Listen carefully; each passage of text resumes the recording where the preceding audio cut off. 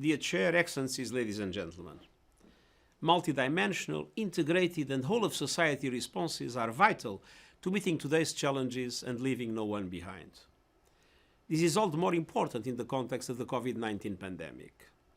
The Peacebuilding Commission has led by example, bringing together stakeholders for joined-up approaches in support of national-driven peacebuilding priorities, for which the Peacebuilding Fund continues to assist with resources.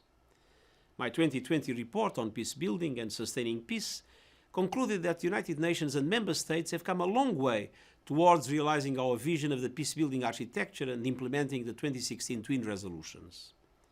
I also highlighted the persistent challenge that I thank you all for taking up in this annual session, ensuring that peacebuilding resources are adequate, predictable and sustained. As we all know, little progress has since been made on increasing, restructuring and better prioritizing funding for peacebuilding. We need concrete action.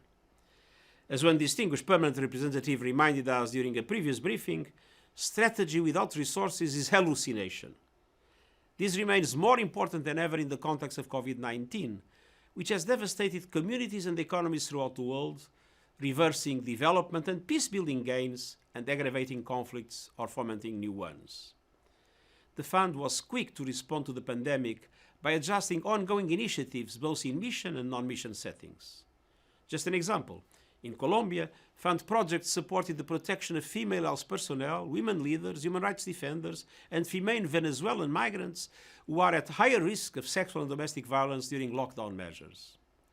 But let's be frank, the demand for the Fund is far outpacing our resources, and we have already had to scale back our target for 2020 by $30 million.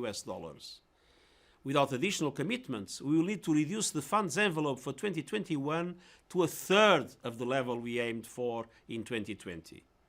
That must be avoided at all costs. I call on every member state to make a voluntary contribution to the Peacebuilding Fund, reflecting our mutual recognition that peacebuilding and sustaining peace are core mandates of our organization and are inseparable from sustainable development recovery, particularly in the context of the COVID-19 pandemic. In light of the ongoing drawdown of UNAMID, I recall my proposal to voluntarily commit the equivalent of 15% of the final full-year budget of a closing peacekeeping mission to peacebuilding activities each year for 2 years following the end of a mission mandate. Some member states have responded to my call for voluntary contributions of unspent committed peacekeeping budgets. I ask others to do so. Programmatic funding to support mandated peacebuilding activities in peacekeeping settings is essential, especially to ensure their continuation following a mission's closure.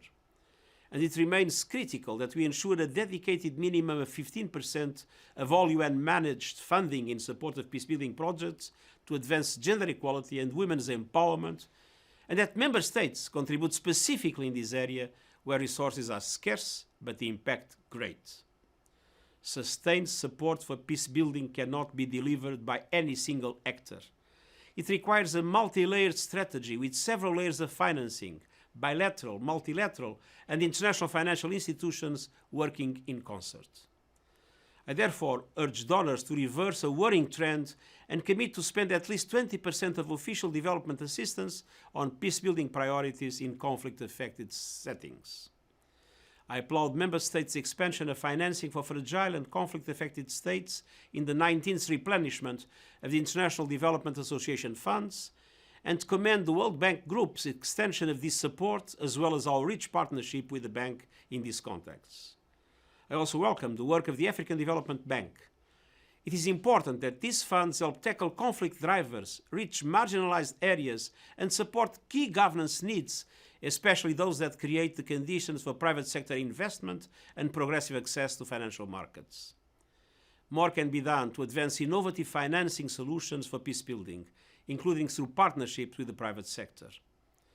As the world seeks to recover from COVID-19, countries will require carefully designed and conflict-sensitive support to get back onto a sustainable macroeconomic footing. I see great value in enriching our partnership with the International Monetary Fund. As I've repeatedly stated, funding can make or break our reforms. Ladies and gentlemen, more than ever, it is our responsibility to stand alongside the most vulnerable populations. we depend on the resolve of member states to ensure adequate and predictable financing for peace building and build more peaceful and resilient societies. This is an epic challenge for us all, and we can only meet it by working together to support, innovate, and expand financing for peace building. Thank you.